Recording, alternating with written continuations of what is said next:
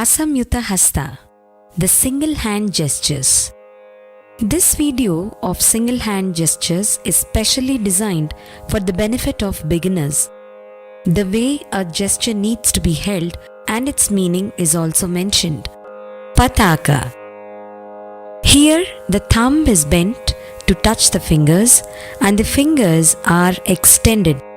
This is pataka and the meaning is a flag. Tripataka. When the ring finger is bent in a pataka hand, it becomes Tripataka, and this denotes a flag with 3 colors. Arthapataka. When the ring finger and the little finger are bent, it then becomes Ardhapataka, which denotes half of a flag. Kartari Mukha. The index finger and the middle finger are outspread. This looks like a scissor, doesn't it? Mayurakyo. When we join the ring finger to the thumb and the other fingers are extended, then it is Mayurahasta, depicting a peacock. Arthachandra. The thumb of the pataka hand is stretched out. It becomes Ardhachandra. The meaning is half moon. Arala. When the index finger is curved to touch the thumb, it becomes Arala and it means bent. Shukatunda. In this hasta, we find the index finger and the ring finger curved to denote a parrot's head. Mushti. When all the 4 fingers are bent upon the palm and the thumb is set on them, then it becomes Mushti and it means a fist. Shikhara.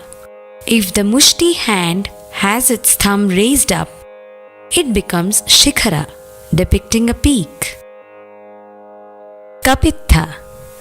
The index finger bends and rests upon the thumb. It is then called Kapitha, meaning elephant apple. Katakamukha. There are 3 varieties in Katakamukha which have different meanings. Now, this is a mudra which is used frequently in pure dance, that is nritta. We need to rest the index finger and the middle finger on the thumb, and the meaning is opening of a bracelet. Katakamukha. In this variety of Katakamukha, the middle and the index fingers are curved and rest on the thumb, denoting a bird. Katakamukha. This last variety denotes a girl. The thumb and the index fingers need to be held together with middle finger looking down and the rest of the fingers extended. Suchi. The index finger is raised and the rest of the fingers are pressed to the palm. This denotes a needle. Going forward, in the next mudra, maintain the Suchi hand, releasing the thumb, which makes Chandrakala, meaning digit of the moon. Padma Kosha. When the fingers are separated and a little bent and the palm is also a little hollowed, the hand is called Padma Kosha and the meaning is lotus bud. Sarpa Shirsha. In this hasta, the tips of the fingers in the pataka hand are bent, which looks like a snake's hood. Mrugashirsha. When the thumb and the little fingers are extended and the 3 fingers in the middle are bent forward, it forms Mrugashirsha, denoting a deer's head. Simhamukha. The tips of the middle finger and the ring finger are applied to the thumb and the rest of the fingers are extended This hand means a lion's face. Kangula or Langula. Moving on, we need to hold Padma Kosha and tuck in the ring finger. It becomes Kangula, which looks like a bell. Alapadma. Here, the fingers beginning from the little finger are bent and separated from one another. The hand is called Alapadma, denoting a full-bloomed lotus. Chatura. Let's observe the next mudra carefully. The thumb is placed in the middle of the middle finger and the adjoining two fingers are clinging to the middle finger and the little finger is outstretched. It becomes Chatura, meaning a square. Bhramara.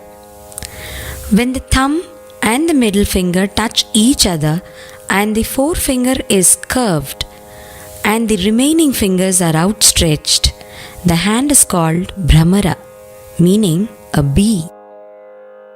Hamsasya. If the thumb and the forefinger touch each other and the remaining fingers are outstretched, the hand is called Hamsasya, denoting a swan beak. Hamsa Paksha. If the little finger of the Sarpashirsha hand is outstretched, the hand is called Hamsa Paksha, meaning swan's wing. Samdamsha. If the fingers of Padma Kosha are closed and opened, then it is Samdamsha and it means pincers. Mukula. If we bring all the fingers of our hand to meet together, then it is called Mukula, meaning a flower bud. Tamrachuda.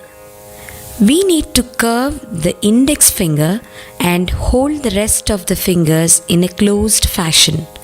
Then it becomes Tamrachuda, denoting a cock. Trishula.